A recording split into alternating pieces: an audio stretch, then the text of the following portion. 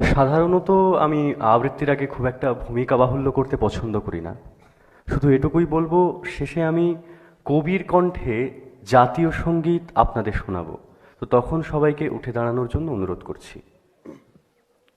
শুরু করছি কবি দেবেশ ঠাকুরের কবিতা মোগল সরাই জংশন। মোগল সরাই জংশন, রাত 2:10। ট্রেন থেকে প্ল্যাটফর্মে নামলেন একজন বৃদ্ধ।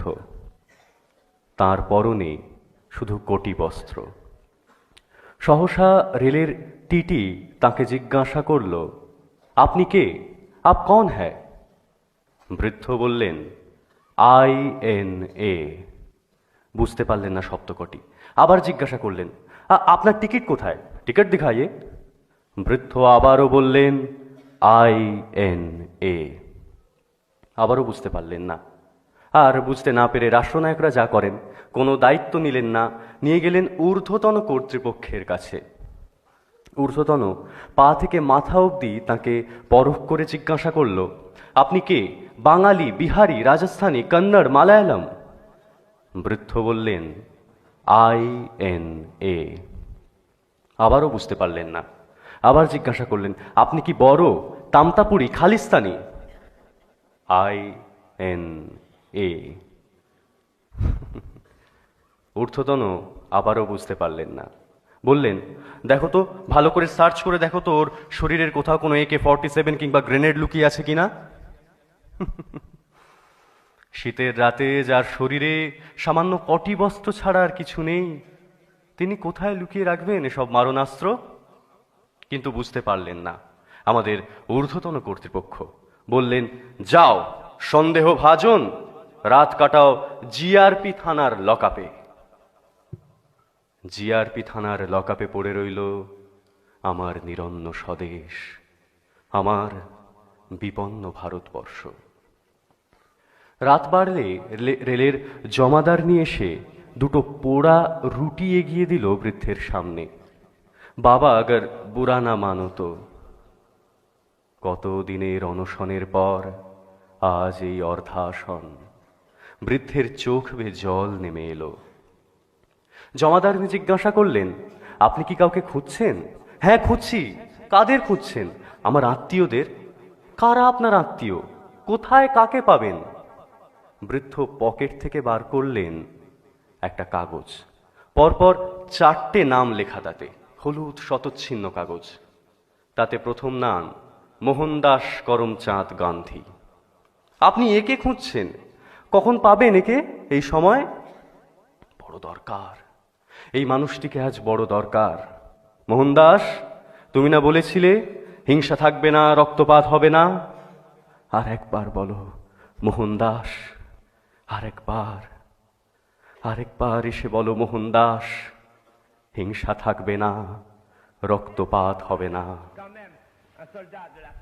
I know the value of discipline and truth. Je sais très bien la valeur de la discipline et de la vérité. I must ask you to believe me when I say... হিংসা, বড় হিংসা চারিদিকে। আর আর আমার সর্বাধিনায়ক সুভাষচন্দ্র। তুমি যখন বলেছিলে দিল্লি চলো, আমি তোমার কাঁধে কাঁধ মিলিয়ে ওখানে হেঁটেছিলাম, তোমার কাঁধে হাত মিলিয়ে যুদ্ধ করেছিলাম, তোমার কথা শুনেছিলাম, কি বিশ্বাস পেয়েছিলাম তোমার প্রতিটি কথায়। আজ আবার ফিরে আসতে পারো না তুমি? বলতে পারো না সেই ভাষায়, সেই সুরে? বলতে পারো না সুভাষচন্দ্র?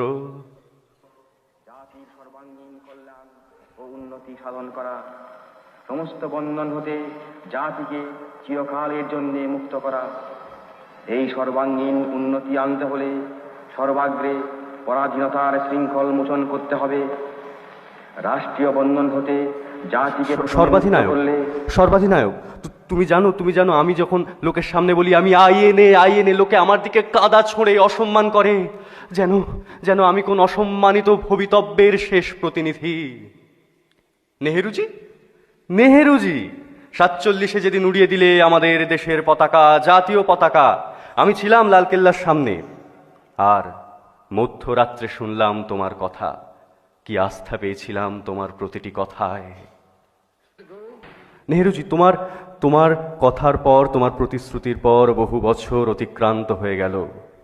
কই তোমার প্রতিশ্রুতি মতো সব মানুষের জন্য শিক্ষা, স্বাস্থ্য, বস্ত্র, বাসস্থান? এখনো কোথায় কাটায় বেশিরভাগ মানুষ তাদের দিনরাত্রির? ফুটপাথে। একদিকে মানুষের যক্ষের ব্যাংকে কোটি কোটি টাকা, অন্যদিকে বিপন্নতা, নিরন্নতা। এবার জিআরপি থানার লকআপের ফাটকটি খুলে দেওয়া হলো। বৃদ্ধ বাইরে এলেন। বাইরে এসে দেখলেন চতুর্দিকে রেল লাইন, উত্তরে, দক্ষিণে, পূর্বে, পশ্চিমে। কোথায় যাবেন, পথ কোথায়, কোঅফ হাদিস, কোথায় রাস্তা? সহসা রেলের জমাদারনির ছোট শিশুপুত্র এসে তার হাত চেপে ধরল। আও মেরে সাথ আও। কোথায় যাব? মেরা ঘর, হামারা ঘর। কোথায় তোমার ঘর? শিশুপুত্র দুহাত সামনে ছড়িয়ে দিয়ে বলল, হিন্দুস্তান। বৃদ্ধ দেখলেন পূব দিক লাল হয়ে আসছে, সূর্য উঠছে, তার রক্তিমাভ ছড়িয়ে দিচ্ছে নতুন আলো, নতুন দিশা। বৃদ্ধ সেদিকে এক দৃষ্টে তাকিয়ে থাকতে থাকতে উচ্চারণ করলেন, ওম জবাকুসুমশঙ্কাশম কাশ্যপেয়ং মহাদ্যুতিম ধন্তারিং সর্বপাপঘ্নঃ প্রণতোস্মি দিবাকরম। হে দীপ্ত দিবাকর, হে জ্যোতির্ময় রবি, আরো আলো দাও, আরো প্রাণ দাও, নতুন দিশা দাও। রবির কথা বলতেই মনে পড়ে গেল আর এক রবির কথা। তিনিও বলেছিলেন, মনুষ্যত্বের জয় হবে, মানবতার জয় হবে। স্থির বিশ্বাস। এখনো যে জয়ধ্বনি শোনা যায় দিকে দিকে, শোনো, শোনো সেই জয়ধ্বনি, শোনো। अधिनायक जय हे भारत भाग्य विधाता, पंजाब जय हे जय हे